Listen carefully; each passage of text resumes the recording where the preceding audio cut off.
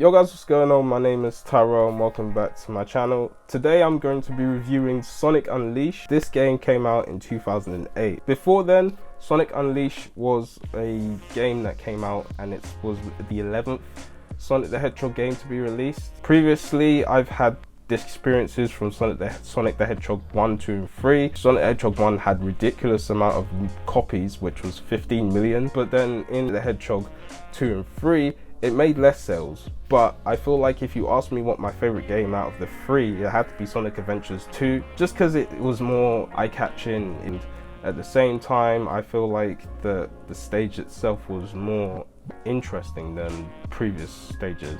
Obviously with Sonic the Hedgehog 3, I think it's more like a bit rushed and rough around the edges a little bit, but I still think it's a good game and I'll play it again if I had the chance. But progressing towards the 3D zones, I think Sonic 3D didn't age as much as I thought it would be with the fans, but I feel like when I go into it more and more, I think it's more interesting. I feel like it's a nice way to kind of look at it and be like, this is a first attempt as a 3D game. Then going into Sonic Adventures 1 and 2, I think it's received pretty well, but I also feel like we've waited too long for Sonic Adventures 3 because I'm still waiting for it, and people were making fan games here and there, left, right and center. It's just like, can we actually get a proper Sonic Adventures 3? Now then we go into Sonic 06, which is the 15th anniversary for Sonic the Hedgehog.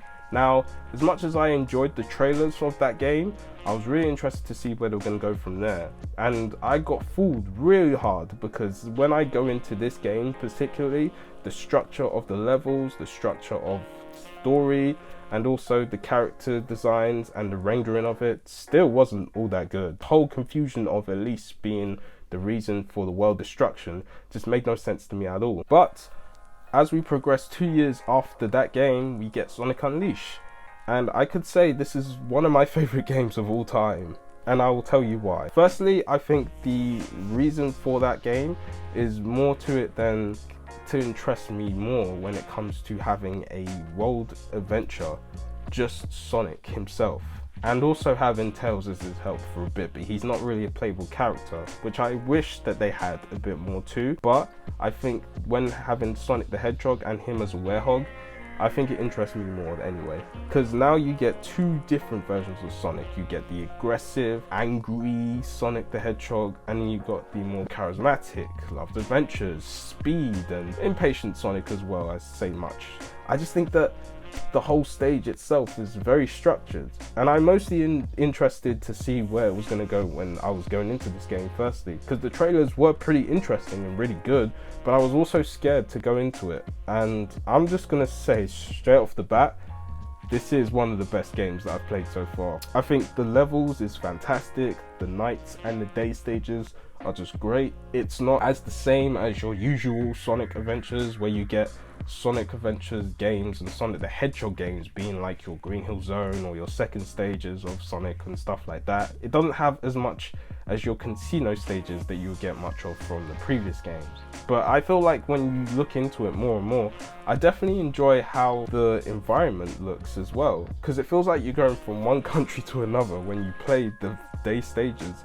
And we also get the Sonic that we actually missed out on the previous game, where he is known for his speed. He is known for running around the stage like a lunatic, but he just does it in such a good way. It just looks fun, looks interesting, and it's just more enthusiastic than previously, which I feel like it was missing on some of Sonic 3D games, and I feel like that's what it was, lacking. As I go into the story, I think it makes sense now because it's to the point. It's not as complicated or long-winded than Sonic 06. And also, Sonic Adventures 1 and 2 had a to-the-point story as well, not to leave them out, but that's what I had. And when I go into the story, it makes sense, because when you have a werehog at the stage, you understand the reason why Sonic is a werehog, but also you find ways to kind of go around it in terms of like doing night stages, but also finding a temple to gain the energy for the Chaos Emeralds, because you start off with no energy on the Chaos Emeralds. Chaos Emeralds are useless now, and then you find ways to just go to different location to find 7 energy chaos emeralds and regain its power back. And I think that when I see it now, I feel like that should be the case. Sense to the point, don't be too hard, don't be too easy, don't be so annoying like it was previously. But again, I think it's great to see that you have more environments just having not so a look-alike to previous Sonic games. And when I go into the characters, I think Sonic the Hedgehog is just him, so there's nothing wrong with that. I ain't got anything wrong with that. But then you also get to play alongside Tails as well in the tornado defense, which is great. I think it's nice to have like a going to different locations and having like a fun, more ongoing, breezy, like tornado stage where you just shoot out ships and all of that. Now granted, it can be hard at times, but when you do it more and more, it actually gets a bit easy. So it's nice to have Tails in there again, because I don't know if Sonic the Hedgehog himself would just be a bit less enthusiastic and less interesting. I think it's more interesting to add different characters to it, which we get with Chip. Chip is the guy who basically is with you throughout the whole journey. He does lose his memory, but as the story progresses, he gains his memory back and realizes who he really is. And I think that's cool that he does something like that. It's really great. And I think that his results in being the side character was also interesting too, despite also thinking that we're never going to get another Chip or someone who basically is going to help us out with the adventures. I also got surprised that Chip was actually the most useful person as well, because when you go into the last stage of it, you actually think that he's just going to be there and just not do anything, not know what to do, but he actually knows what he's doing, and I actually like that about him. Now, my least character that I wish wasn't there was Amy Rose. I just think her appearance as just liking Sonic and loving Sonic and all of that is just annoying and just uninteresting. I still just don't get the appeal sometimes when it comes to just her being Sonic this, Sonic that. I love Sonic this, I love Sonic that, when Sonic doesn't even look interested in being in a relationship with that girl. But it is what it is. And then obviously Professor Pickle, which he is a useful person, but his love for sandwiches and all of that does tend to get a bit boring and long-winded. But I still think that Dr. Eggman does play his part as a villain, obviously finding many ways to just wanting to destroy the world and conquer the world, and he's been doing that for years now, so sticking to that I think is more funny than it is. But I think the way he structured the evil side of him to make it more like a eye-catching, edge of your seat moment where he breaks the world into 7 parts, and then also awakening Dark Gaia himself is way risk-taking, but then also more engaging than it is before.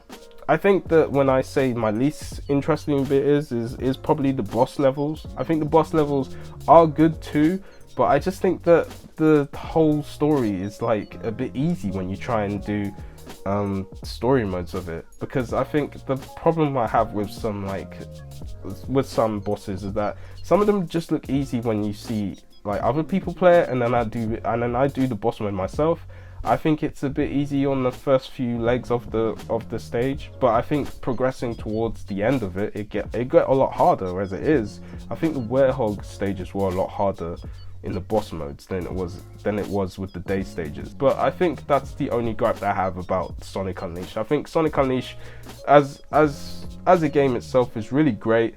I think it's really fun. I think it really it's a return to form game. I think it's just more like interesting than the previous Sonic games to be like more fun and all that. It has its own style.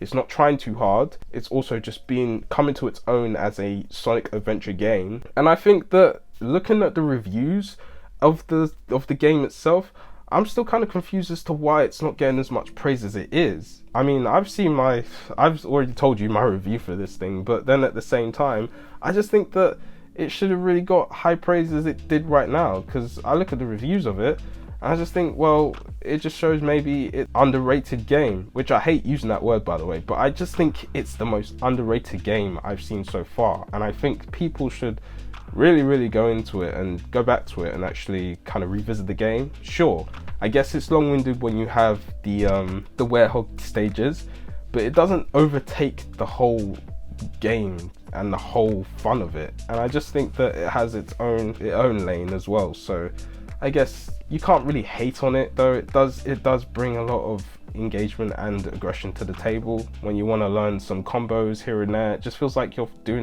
fighting and playing action adventure game again, and I think it's great. But yeah, that's my review for Sonic Unleashed. I think it's a great game. You guys should check it out. It's on the PS4 as well, so it's easy to get. And yeah, thank you guys for watching this review. I hope you guys enjoyed it. Let me know what your favorite Sonic game is, and I will see you next time. Alright, peace.